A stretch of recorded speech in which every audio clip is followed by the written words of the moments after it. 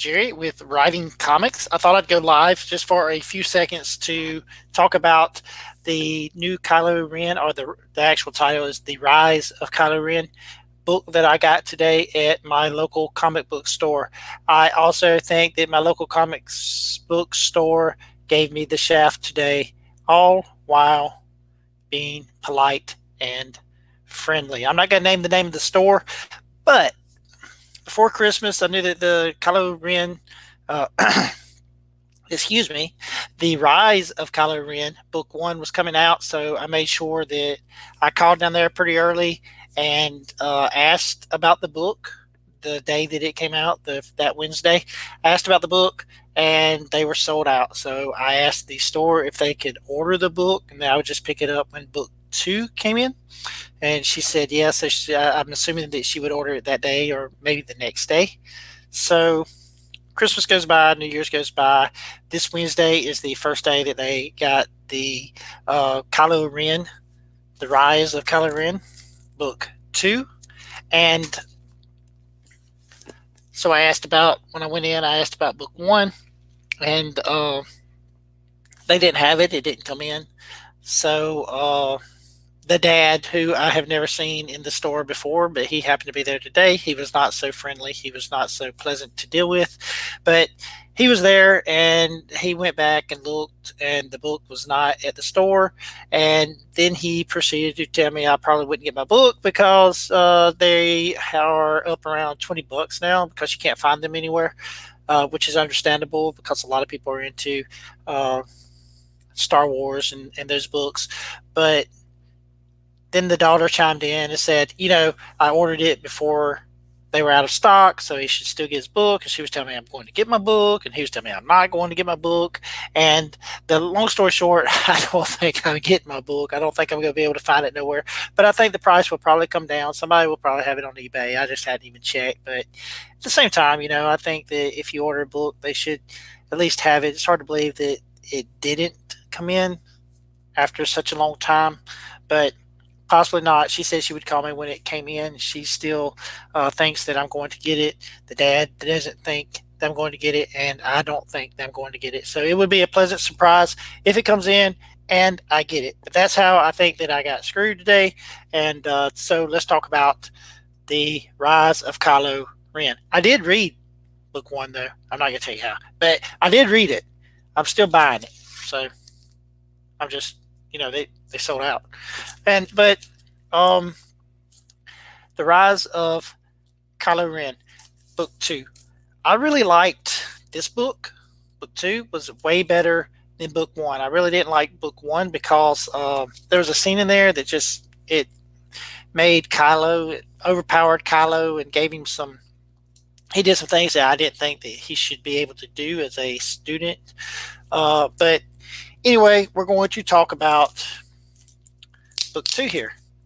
I'm not going to show you the whole comic because I'm not going to give you the whole plot because I make comics. I wouldn't want somebody to do that to my book. But even though it is, Marvel, they still own this property, and I don't want to. I don't want somebody to do it to me, so I'm not going to do it to them. But I'll go through just a little bit of it. So it's basically the story of Kylo before the movies when he first meets Snoke, and which Snoke was an interesting character, and I want to find out more about Snoke, but the movies didn't allow us to do that. So this book has some backstory for Snoke in there. Snoke, whatever you say. But he is a great character, and I want to find out more about him. And there was been so much talk about the Knights of Ren that I kind of wanted to know about them. So I decided, that I was going to start buying this book, and I'd be at the comic book store to get it. So now I have changed my strategy, and I have started pre-ordering these books so that when one comes in, I should have one. But I also asked them to put one of these back for me. And when I went in, it was on the shelf, like just right out there. It was the last one they had. And when I first walked in, she said she was sold out, but the dad happened to find this, so I don't think that he's all that bad. But I don't think they're paying attention to what I'm asking them to do. I've asked them several times to do things, and I don't think they're doing it. So I might have to find me another store. Anyway, so of course, it's a continuation of book one. Ben is actually talking to Snook. He's a younger version of Snook, and he has already left the temple. And Snook is trying to influence him, and trying to draw draw him to the dark side. Basically, telling him the same thing that every Sith has ever told the Jedi, that you're not the full person that you could be. You're not as powerful as you could be. They're not teaching you everything that they could teach you. There's more power from the dark side, whatever. And Ben's kind of eating this stuff up, and he's believing it. And so Ben decides, that he thinks he can join the Knights of Ren, and that's when Snook tells him where to find them, basically. And that where to find them is basically through a memory. Like I said, this is going to be a short review. I'm not going to give away the whole plot. It's through a memory, and there's a flashback, and Ben and Luke Skywalker, Ben and his pupil, go back in a um, go back in time. It's like a flashback, and they go to a place to where there's an epic fight scene between Luke and the Knights of Ren, and Luke actually kicks butt, uh, which kind of draws out a bigger problem in the first book. He kicks butt, and he basically destroys the Knights of Ren, and but then Kylo kind of beats him up in the first book. I don't know if you didn't know that, but spoiler. Um, the only other thing that's kind of weird in here, I guess that's maybe the only way they could do it, but as a creator, it's kind of weird because I really didn't understand who was supposed to be talking to uh, Kylo or Ben Kenobi. At this point, he's Ben Kenobi. But if you look right here, it's got these little black circles. Uh, I think that what is happening, but I'm just pointing this out because as a comic book creator, it's something that you need to be aware of.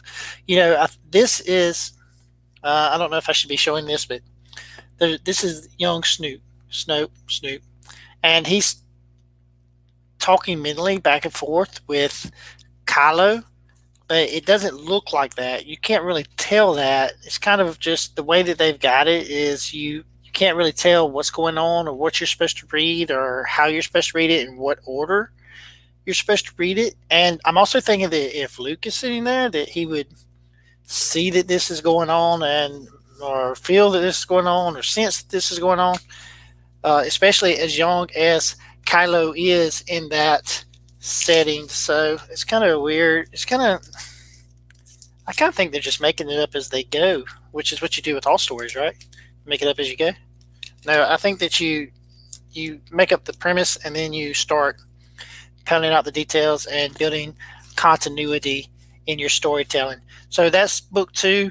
It's a great book. I suggest that if you like Star Wars, if you want a little more backstory on the characters that were in the newer movies, then I'm not a fan of the newer movies. Just to put that out there to be clear, but the comic book seems to be okay.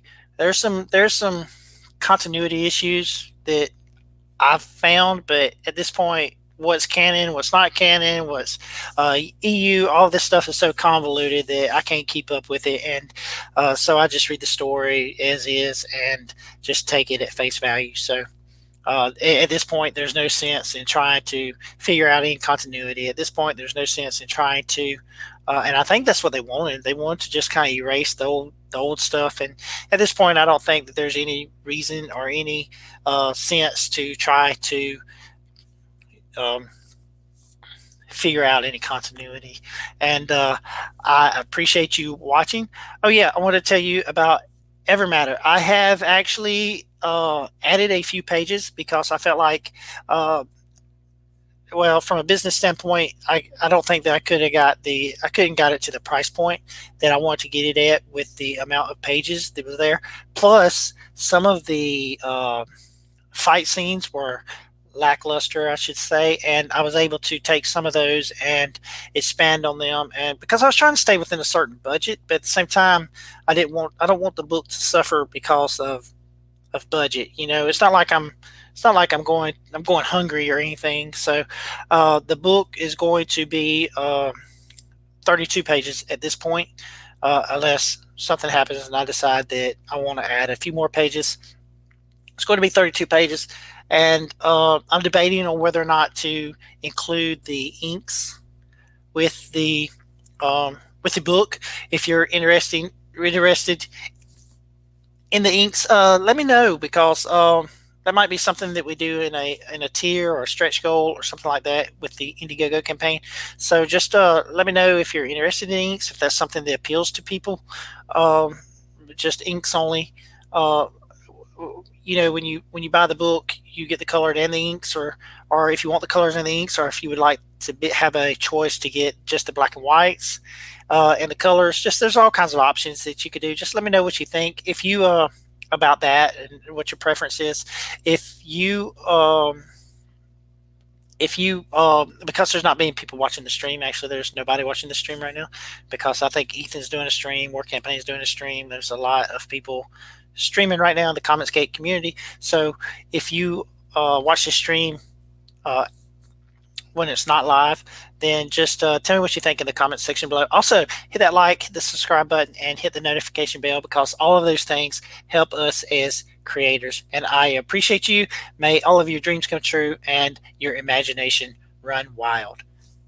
Have a great night.